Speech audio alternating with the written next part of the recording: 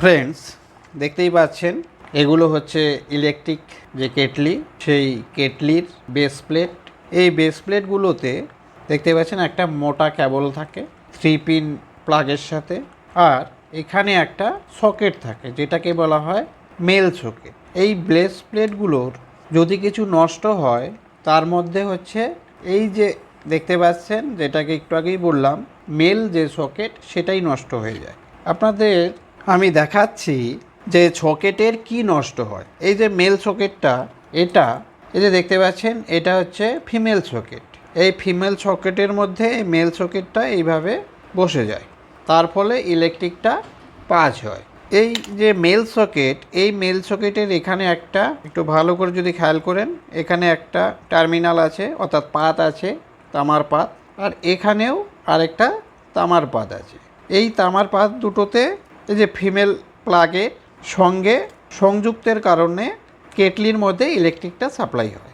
কিন্তু এই যে এখানে যে দুটো পাত দেখতে পাচ্ছেন, এই পাত দুটো সেই ওয়াটার কেটলি ব্যবহার করতে করতে, কারণ তার ওয়েটটা অনেকটা বেশি, জল দিয়ে বসিয়ে রাখা হয়, তার ফলে এই পাত দুটো নিচের দিকে বসে যায়। তার ফলে ফিমেল প্লাগের সঙ্গে মেল প্লাগের সেট বা কানেকশন হয় না, তার ফলে ইলেকট্রিক কেটলি কাজ করে না।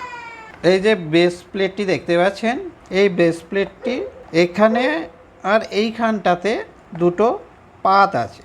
এটা বাইরের থেকে দেখা যাচ্ছে না, আপনাদের আমি দেখাচ্ছি। এখানে দেখুন, একটু ভালো করে লক্ষ্য করুন, এই যে একটা পাত আর এই একটা পাত, এই দুটো পাত এই যে বেস প্লেটটা যে সকেট, তার মধ্যেও ছিল, কিন্তু সেটা অতিরিক্ত ব্যবহারের ফলে পাতগুলো নিচের দিকে বসে গেছে। দেখুন, উপর থেকে কিন্তু দেখা যাচ্ছে না। এটাই এই বেস প্লেটটার নষ্ট হওয়ার মধ্যে, তাছাড়া সেরকম কিছু নেই এর মধ্যে।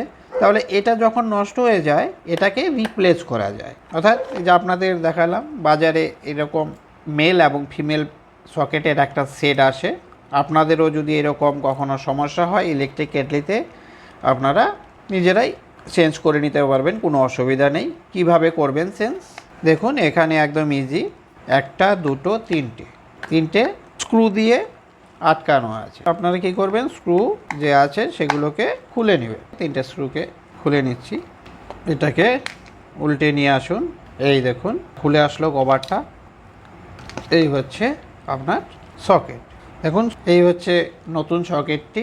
এখানে একটু খেয়াল করুন, তিনটে টার্মিনাল আছে, দুই সাইডে দুটো, মাঝখানে একটা। মাঝখানের যে টার্মিনাল দেখতে পাচ্ছেন, এটা হচ্ছে আর্থিং, এবং দুপাশে ইলেকট্রিকের দুটো ওয়্যার।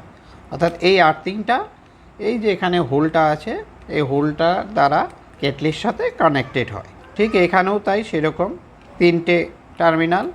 মাঝখানের যে টার্মিনালটা, এটাতে আর্থিং দেব, আর দুপাশে দুটো ইলেকট্রিক তারটি সংযুক্ত করে দেবো। প্লাসের সাহায্যে সকেটের সঙ্গে যে কানেক্টরগুলো লাগানো আছে ইলেকট্রিক তারের, সেগুলোকে খুলে নেবেন। প্লাস দিয়ে ধরে বাইরের দিকে টানবেন, এগুলো অনায়াসেই খুলে চলে আসবে।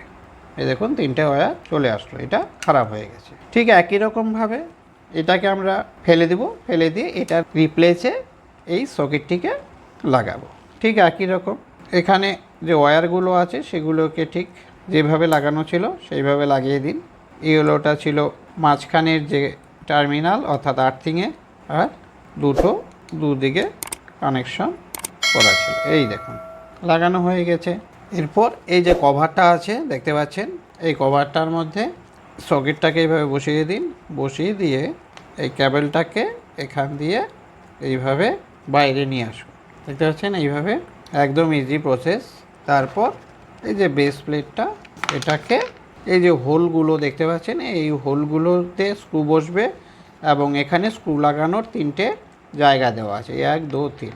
ঠিক একই রকমভাবে সমানভাবে বসিয়ে, যেন ছিদ্রের সঙ্গে পড়ে যায় সেইভাবে এটাকে বসিয়ে দিন।